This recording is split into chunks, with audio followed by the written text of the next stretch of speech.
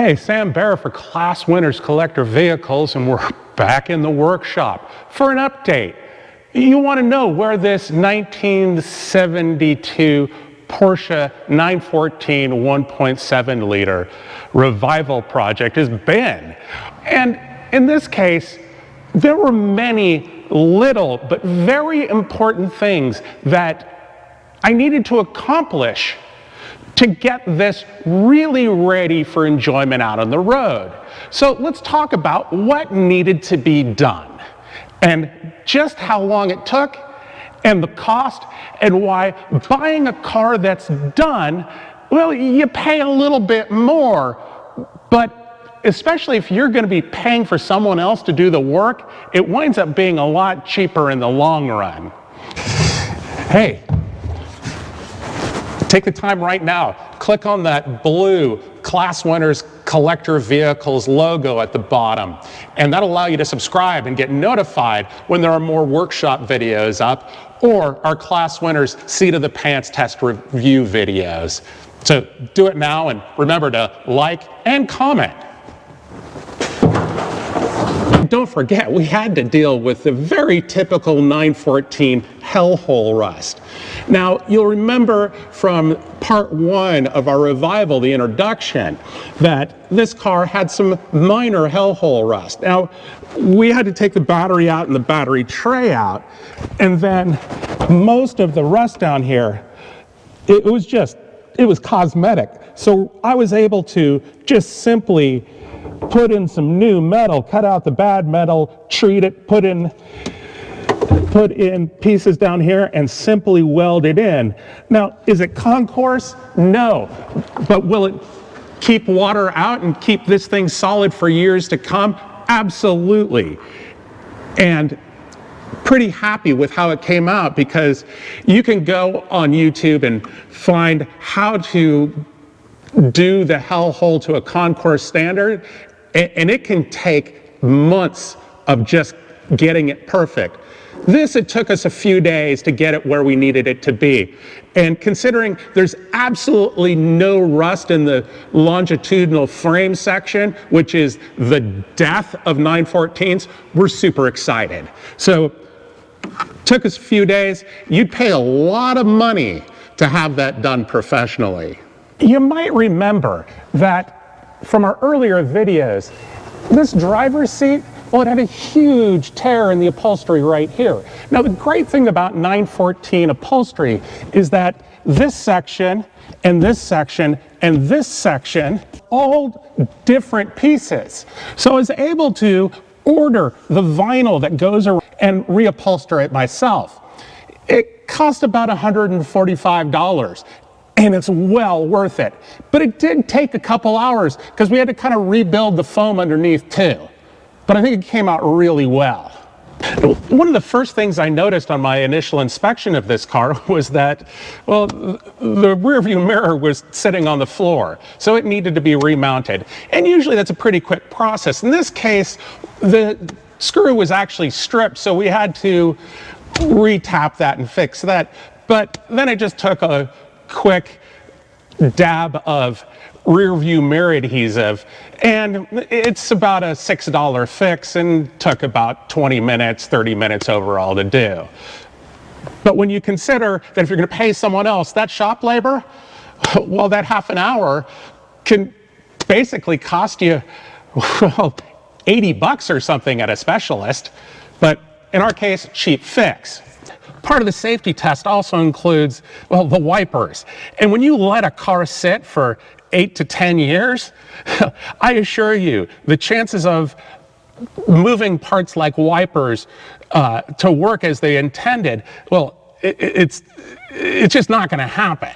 So in this case, luckily, the wipers were getting electricity through the system, and they were trying to work, but they were just bound up. So it took about a half hour, 45 minutes of cleaning the mechanism, lubing everything, and just going back and forth just to free everything up. And now, well, they're faster than Michael Schumacher in their glory days. Look at this. That's the way they're supposed to run. Perfect. We checked the horn, and all we got was a light dying whale sound. Something was definitely wrong. Now, the easiest thing to do is to simply go under the front bumper and take out the horn and put it directly to 12 volts. If it works perfectly, we know it's in the button or the wiring. If it makes that same sound or no sound at all, we know it's in the horn. And that was the case.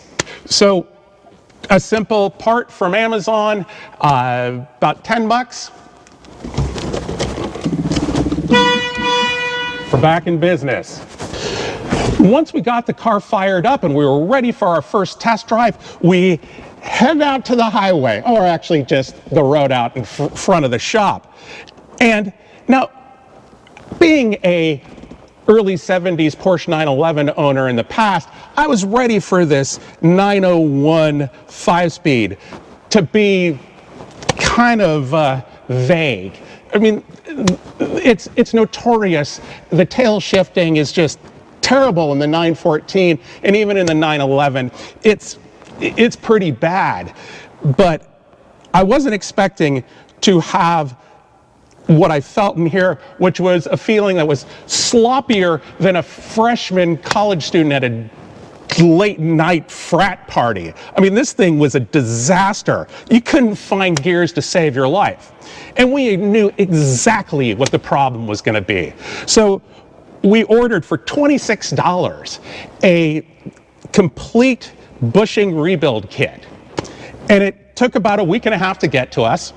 And so all we had to do was take up the carpet, pull off about 6 bolts here, take the stick out, take a couple bolts out to remove this tray, and underneath another couple screws to get to the access panel, and then another bolt, and pull the entire linkage apart. And what we found was the bushing that accepts the ball on the other end of this side, well, it was completely worn down. I mean, it was basically dust. Then the bushing that holds the linkage as it goes back, well, it was totally missing. I mean, it had fallen out and broken off.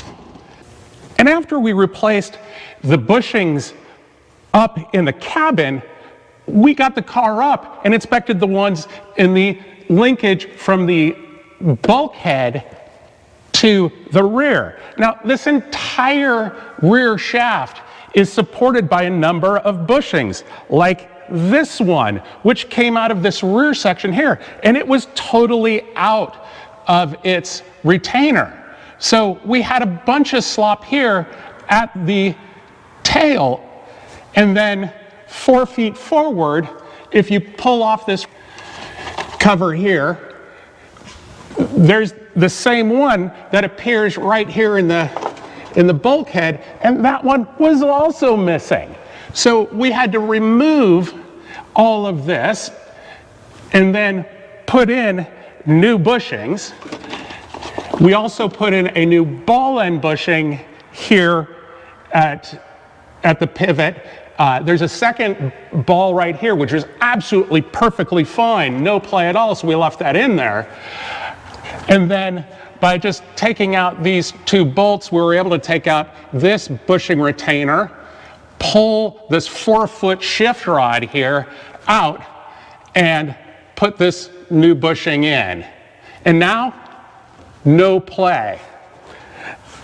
Now keep in mind, the complete length from this tail shifter all the way up to the front where the shift knob is, it's all 6.5 feet.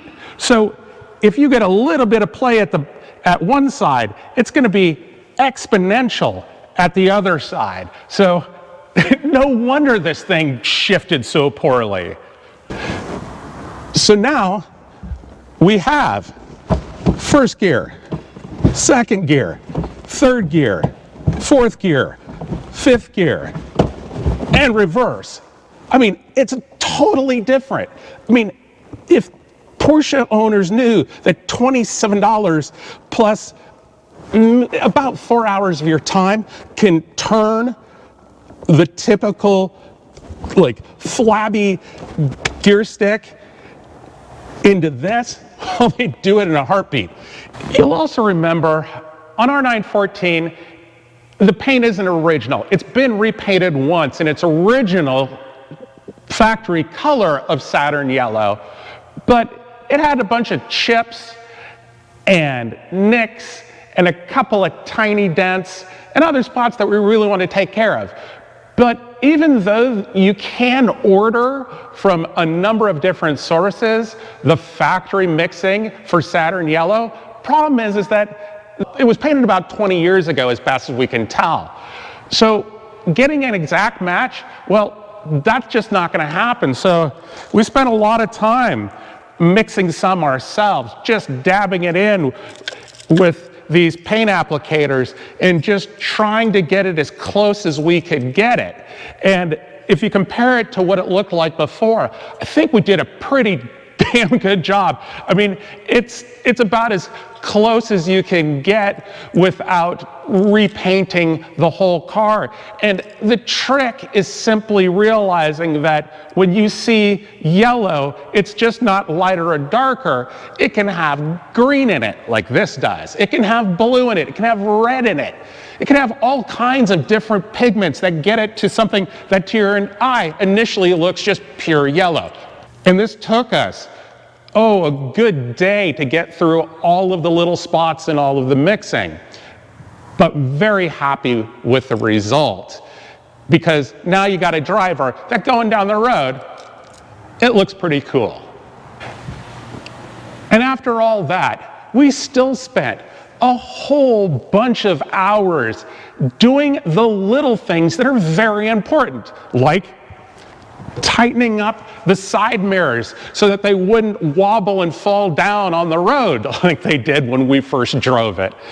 And then cleaning the carpets, cleaning underneath the frunk and the trunk, and cleaning up and lubing up the seat belts so they could be adjusted to fit us. I mean, there are a lot of little things that you have to do. And if you're going to pay a professional anywhere from $100 to $140 or even now $160 an hour to do these little things, well, it gets really expensive. So we're ready now to take this cool Saturn yellow 914 out for a Class Winners collector vehicle seat of the pants video test drive, and I'm super psyched because I think you're gonna love it just as much as I'm gonna love it. So Sam Barra from the Class Winners Workshop reminding you, do it yourself, and life is too short for ordinary cars.